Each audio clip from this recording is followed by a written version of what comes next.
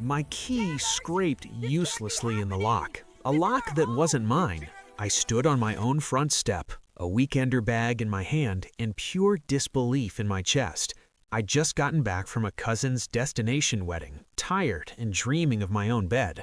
The house looked the same.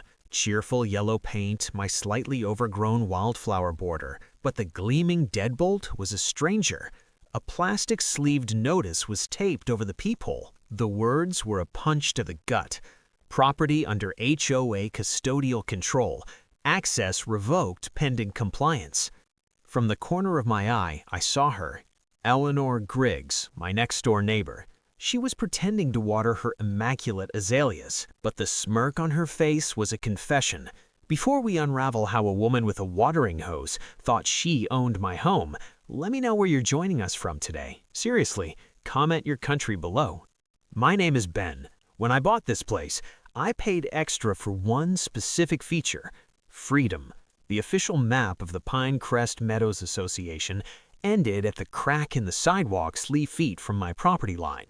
My land was an independent island in a sea of beige conformity. Eleanor Griggs was the self-appointed queen of that beige sea. Where her yard was chemically green and silent, mine buzzed with bees and bloomed with unauthorized colors. The friction started as background noise, anonymous notes about my unsightly native shrubs, photographs of my parked motorcycle left in my mailbox, a formal complaint about the visual pollution of my rainbow welcome mat. I'd smile and wave, she'd tighten her lips and look away. The war truly began with my shed. I built a small, charming potting shed. Eleanor declared it a non-permitted outbuilding and launched a one-woman crusade. Fake violation letters modeled on real HOA stationery started arriving. I framed the first one. It was my badge of honor.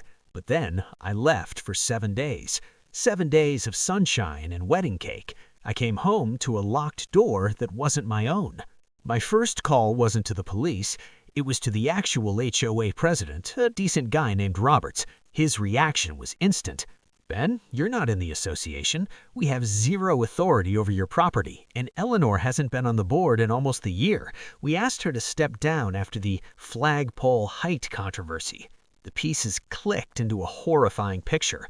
This was a solo mission, a personal vendetta dressed up as policy. That's when I dialed 911 and then a locksmith. The responding officers were baffled. The locksmith was unimpressed. "Big box store special," he tutted, drilling out the core. "They messed up your trim, too." Inside, my sanctuary had been violated. Bright pink condemned stickers were slapped on my walls. She'd taken photos of my book collection, my art, my messy kitchen counter, and left printouts in a neat pile on my coffee table, each captioned with a ludicrous infraction: excessive personalization, non-regulation literary content. The violation wasn't just of my property, it was of my peace. She didn't just break into my house, she tried to shrink my life to fit her tiny, rule-obsessed world. The officers brought Eleanor over. The smirk was gone, replaced with a mask of righteous indignation. "I am acting to preserve neighborhood cohesion," she stated, as if reading from a script she'd written. "Her neglect is a visual blight that lowers all our values." When the officer asked for her official authorization, she blustered about implied consent and community standards. They weren't having it. I pressed charges on the spot: burglary, criminal trespass, vandalism. The real HOA began their own lawsuit against her for fraud. The following week was a masterclass in karma. Eleanor, it turned out, had gone full noir villain. She'd purchased the lock with cash. She'd drafted the fake notices on her home computer. Her internet search history, obtained by the police, included gems like, "Can you legally change a neighbor's lock?" and "Forgery penalties, state law?" She knew. She absolutely knew. The glorious downfall happened during one of her unofficial neighborhood walkthroughs. She was lecturing a new young couple about their patio furniture when I approached with a deputy and the formal restraining order. "Eleanor Griggs, you've been served. You are to maintain a distance of 200 feet from this man and his residence effective immediately." "This is an outrage. I am the architectural chair," she shrieked.